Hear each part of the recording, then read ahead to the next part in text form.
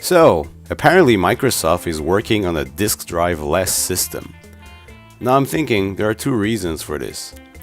One would be to reduce costs, but let's be honest here, a disk drive can't be that expensive to add to a system in this day and age. The other reason, the real one, is to boost digital game sales. It's well known that companies make way more money from digital downloads, and it basically kills the second-hand market, thus boosting sales even more. Sony will probably follow in this footstep eventually, so I'm not pointing fingers at only Microsoft here. It's a good thing for consumers that don't care about physical games and want to pay less to play. And yeah, another positive is that this machine will have to offer way more than 500 GB to be sustainable. It wouldn't make sense otherwise. Well, anyways, we'll have to wait and see, but I don't know. What do you think of this?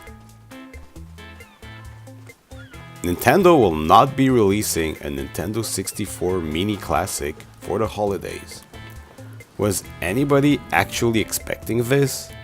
I think Nintendo would rather concentrate on selling more Switch consoles, and especially their two new games, Super Smash Bros. Ultimate and the new Pokemon titles.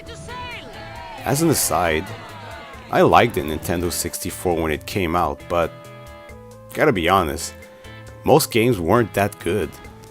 Nintendo's AAA titles were fun and revolutionary, as well as their second-party games, especially those made from Rare. Now, when it comes to the rest of the library, there were way more misses than hits. I know, it's an era thing where it all depends on which console you grew up with. For me it was more 8 and 16-bit, so I guess that explains why I don't really care for the N64 Classic. Speaking of classic mini consoles, the PlayStation Classic is kind of a dud.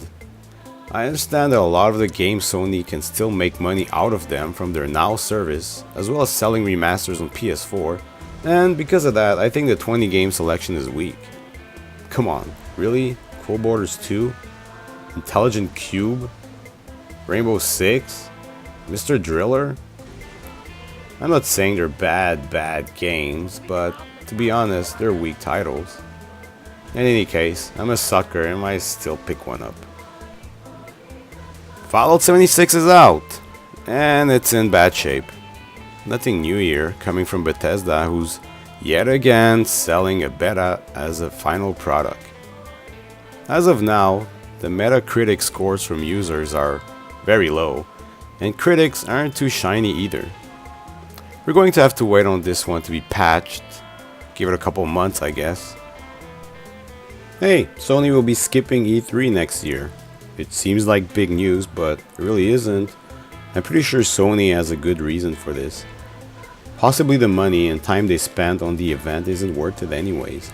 They could have their own online event to showcase their games. Some people suspect that Sony will have nothing to show at the event, but I think that's ridiculous. As Sony mentions, they're probably just going to explore new ways to interact with the consumers. Nintendo did the same thing in the past and it didn't really hurt them at all. So yeah, we'll see. Well, that's it for this week's news. Stay tuned for more content and thanks for watching.